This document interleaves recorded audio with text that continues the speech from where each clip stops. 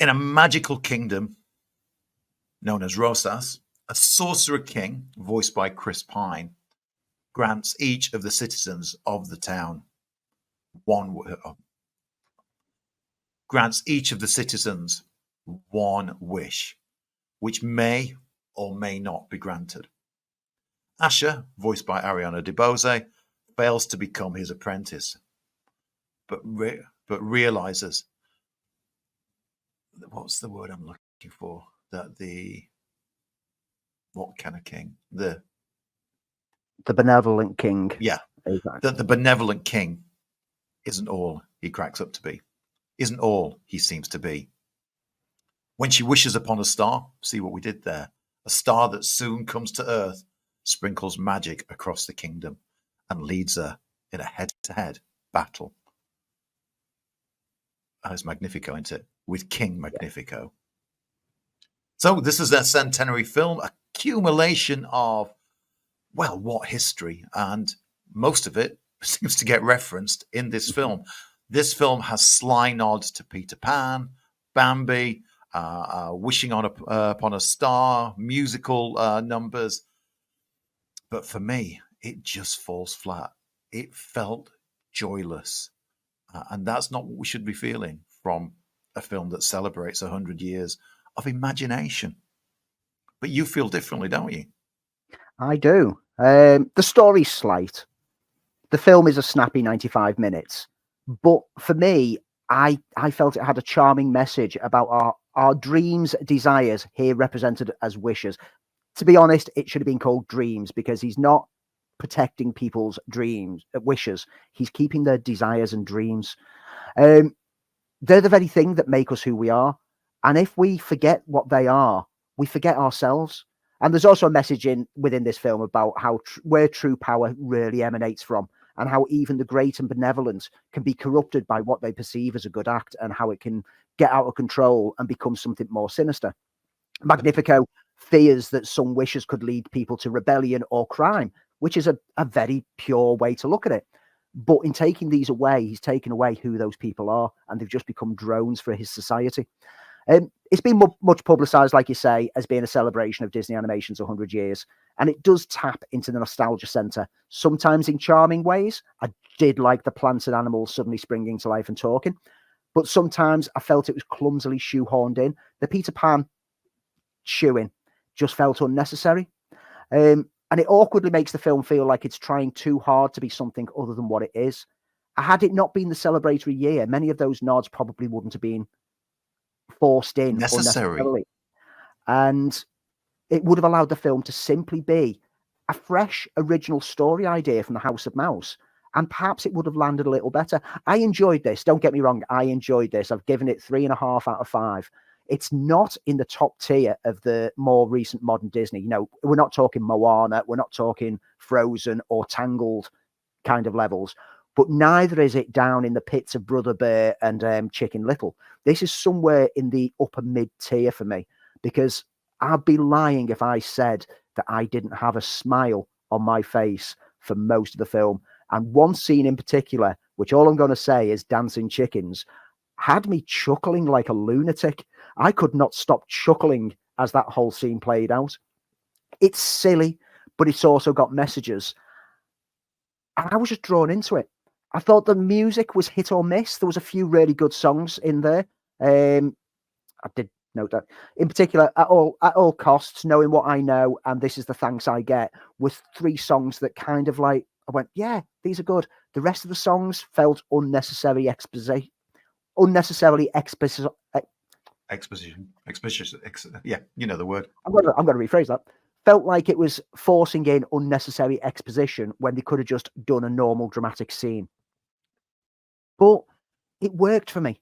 And one thing that worked for me is the charming animation style, an almost storybook illustrative approach with like broad paint strokes, backdrops, etc., which felt like old Disney. And it even opens with a storybook Once Upon a Time and closes with and they all lived happily ever after.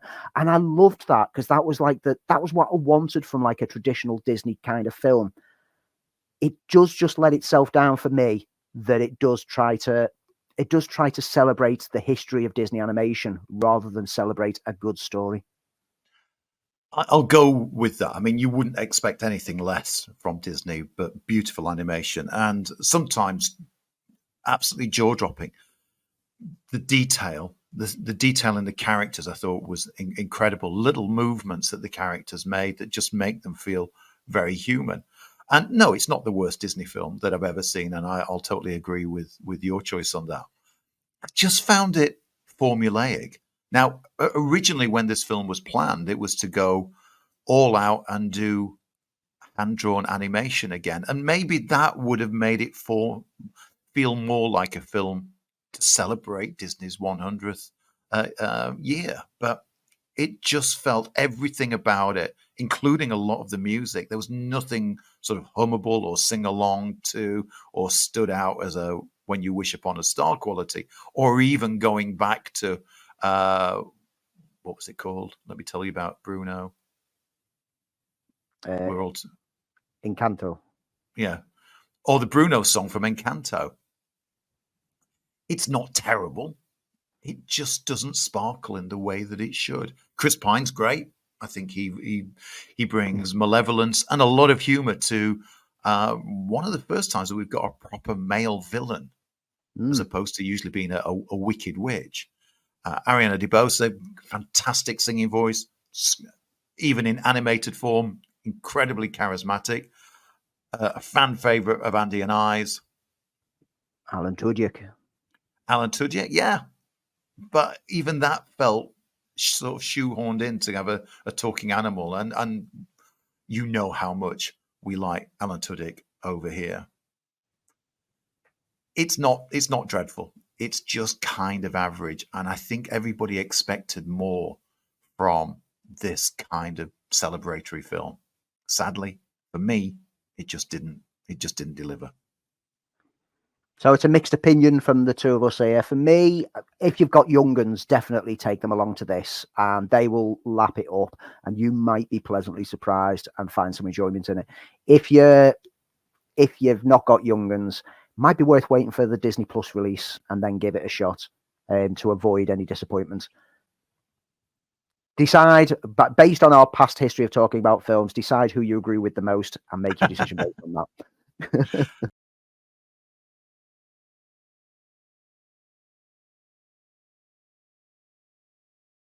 I think we both agree on our next choice, which was part of the 60th anniversary of Doctor Who. We had the return of Doctor Who. Yes, we did. You know what, Andy? I've been giddy for this since it was announced. Was it last year? David Tennant returning to the role of the Doctor for an adaptation of a story from Doctor Who Weekly, which I think is the first time a Doctor Who story has been adapted from another source. We got The Star Beast. Yes, this was an adaptation of the story that was conceived by Pat Mills, John Wagner, and drawn by Dave Gibbons way back in 1980, which featured the fourth Doctor, Tom Baker, our Doctor. Well, my Doctor. I believe it was Doctor Who magazine, around about issues 19 to 25. I don't know. I never read it, funny enough. I've probably still got them in my collection, to be honest with you. But this is the first time that I think that they've actually just more or less adapted wholesale a strip from the comics. The beloved Beat the Meep has appeared multiple times throughout the publication history of the magazine and the comic strip within. And it was always a fan favorite because it's this cute, fluffy ball of fur that isn't as cute as you initially think. And so, sorry, I have mixed opinions on how well it's been adapted, but I'll let you talk first. Okay, so when a spaceship crash lands in London, the Doctor, still reeling from his rather odd latest regeneration, puts him on a collision course with old friend Donna Noble. And if you remember way back when, if Donna Noble remembered her adventures with the Doctor, then it could spell the end for her. It was great seeing Tennant back. how long's it been? Has it been 13 years since he was in the role? I want to say yes. I'm thinking 13 years since Tennant was in the role, but he still has that incredible energy and charisma that he brings to the screen. No wonder he's a fan favorite, because David Tennant never dials it in, and he certainly didn't on this particular episode. It was great. I was never a fan of Donna Noble. Thought she was always one of the weaker ones, but here she felt necessary, and it felt necessary to the plot. She's now married, has a trans child, which isn't just a casting gimmick. No, we've not gone woke. It actually plays into the plot. The Meep, extraordinarily voiced with mischief from the great Miriam Margolyes, is a revelation. A kind of cute Furby-esque character initially, that then, well, spoilers, isn't quite what it seems. When a brilliant bit of model design and fantastic, fantastic animatronics. Enjoyed it. Wasn't brilliant Doctor Who. It was great Doctor Who, and then just fed into, as it should for a 60th anniversary special, fed into the nostalgia. Clearly, everyone was having a gas doing it. There's a lot of energy, perhaps too much energy. This could have worked over 2 episodes for me. It all felt as a lot of Russell T Davies New Who does, compacted into that hour show. I would like to have seen it here and there breathe, but there was so much to like about it. Even Donna Noble, a character I didn't like, I enjoyed seeing her again. It just took me back to a time and a place. Yeah, like I said, I've got mixed opinions on the adapting of this story to the screen. Yes, I loved seeing the Meep brought to cute fluffball life, and Miriam Margolyes, her voice goes from the really cute kind of Meep to a sinister, like, I'm going to destroy you all, in what should have been a plot twist. And this is where one of the problems is that it played so close to that original story that I've read a couple of times, that I kind of knew where the beats would be, and I was expecting the twist right from the offset.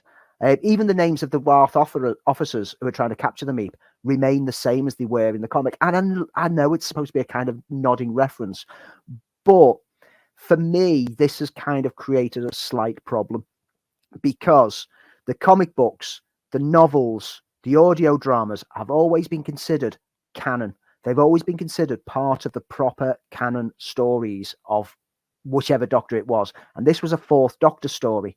Now that they've adapted it for a David Tennant Doctor story, it's kind of eradicated it from the lore.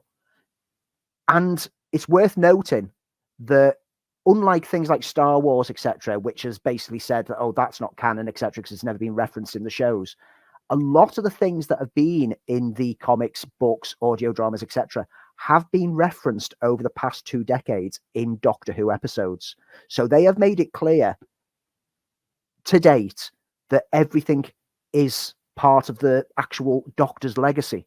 And now they're kind of rewriting it. Now, I get that we're talking about something that is time travel, timey-wimey, wibbly-wobbly, and it might have just undone his own history, because you can't have continuity in something where someone can go backwards in time and change continuity. So maybe they just wanted to pay homage to the legacy of Doctor Who whilst adapting a beloved character in a great story, because it is a great story, and the story does work.